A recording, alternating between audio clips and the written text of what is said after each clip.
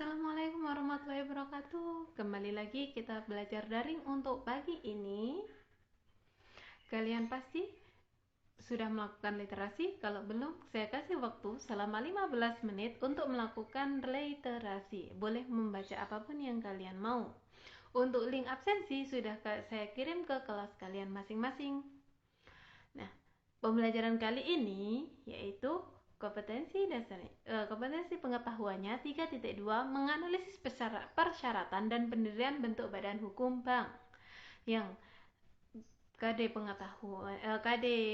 keterampilannya yaitu melakukan identifikasi persyaratan pendirian bentuk hukum bank. Tujuan pembelajaran kali ini, siswa mampu menganalisis persyaratan dan pendirian bentuk badan hukum bank dengan benar. Yang kedua, siswa mampu melakukan identifikasi persyaratan pendirian bentuk hukum bank dengan benar. Bank Pengkreditan Rakyat dan perizinannya. Kalian pasti tahu ya. Oke, kembali lagi. Pembelajaran ini siap ya. Semoga kalian tetap selalu sehat dan kita belajar Bank Pengkreditan Rakyat dan perizinannya bersama Bu Mei. Pengertiannya, Bank Pengkreditan Rakyat merupakan bank yang melakukan usaha secara konvensional yang dalam kegiatannya tidak memberikan jasa lalu lintas pembayaran sebagaimana dimaksud dalam Undang-Undang Perbankan. Ingat, secara konvensional, yaitu dia menyalurkan kredit dan menghimpun dana dari masyarakat. Tapi dia tidak melakukan lalu lintas pembayaran. Yang kedua, Bank Pengkreditan Rakyat Syariah merupakan bank yang dalam kegiatannya tidak memberikan jasa lalu lintas pembayaran sebagaimana yang dimaksud dengan Undang-Undang Perbankan Syariah.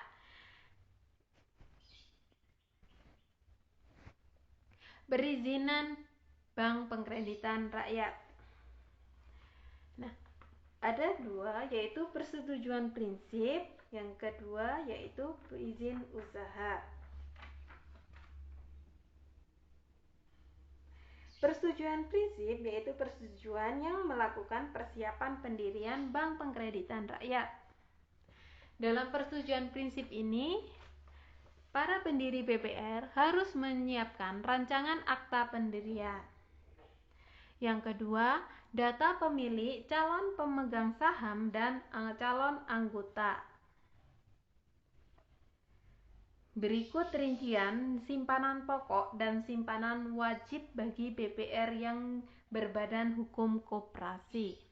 Yang ketiga, daftar calon anggota direksi. Keempat, rencana struktur organisasi dan jumlah personalia di Bank Pengkreditan Rakyat tersebut. Yang kelima, analisis potensi dan kelayakan pendirian Bank Pengkreditan Rakyat.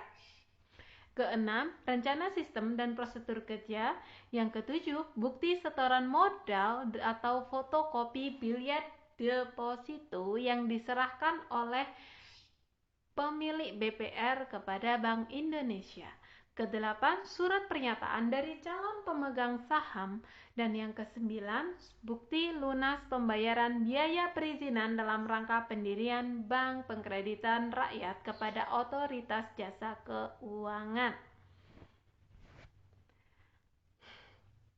Kriteria pemberian izin prinsip dari Otoritas Jasa Keuangan itu terdiri dari 5. Yang pertama, penelitian atas kelengkapan dan kebenaran dokumen. Yang kedua, penilaian terhadap analisis potensi dan kelayakan pendirian BPR.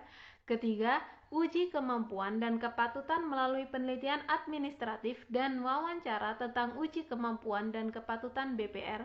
Yang keempat, pemeriksaan setoran modal. Dan yang kelima, penelitian terhadap kinerja keuangan BPR.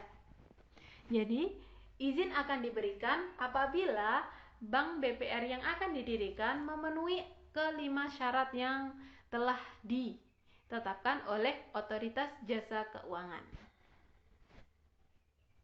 Izin usaha.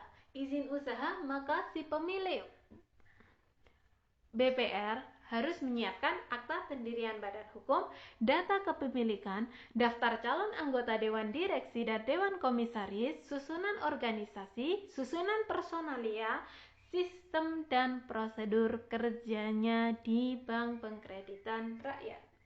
Bukti setoran modal, biljet deposito yang telah difotokopi sebagai bukti setoran modal, surat pernyataan dari pemegang saham, bukti kesiapan operasional. Nah, 7 itu syarat untuk mendapatkan izin usaha mendirikan Bank Pengkreditan Rakyat.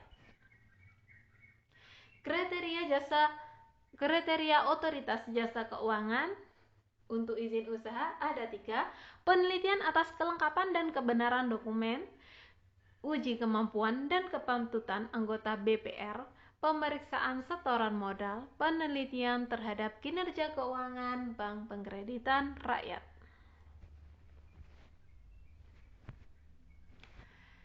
Kepemilikan dan perubahan modal BPR.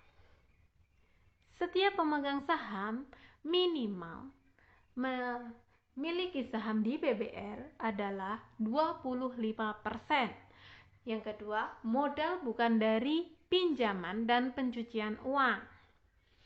Money laundry. Jadi bukan dari uangnya yang dicuci ya, pencucian uang di sini.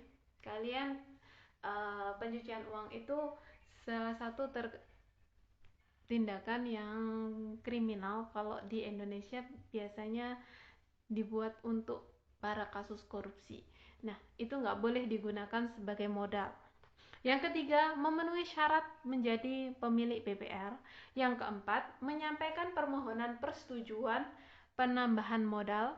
Yang kelima, BPR wajib melaporkan data kepemilikan saham kepada Otoritas Jasa Keuangan. Kesimpulan dari pembelajaran kali ini yaitu yang pertama, Bank Pengkreditan Rakyat merupakan bank yang melakukan usaha secara konvensional yang dalam kegiatannya tidak memberikan jasa lalu lintas pembayaran. Nah, secara konvensional itu yang Bank Pengkreditan Rakyat. Kalau Bank Pengkreditan Rakyat Syariah, maka kegiatan usahanya dilakukan secara syariah. Setiap pemilik saham minimal memiliki saham 25% di BPR. Dan yang ketiga, mengajukan izin usaha kepada Otoritas Jasa Keuangan sebelum bank itu berdiri. Nah, untuk pertanyaannya, kalian bisa melakukan pertanyaan di Google Classroom, komen, maka saya akan menjawab di situ. Untuk latihannya, kalian bisa buka bukunya. Nah, buka Google Classroom-nya, saya akan kirim latihannya lewat Google Classroom kelas masing-masing. Saya akhiri untuk pembelajaran kali ini. Assalamualaikum warahmatullahi wabarakatuh. Sampai ketemu di pembelajaran selanjutnya pada perbankan dasar.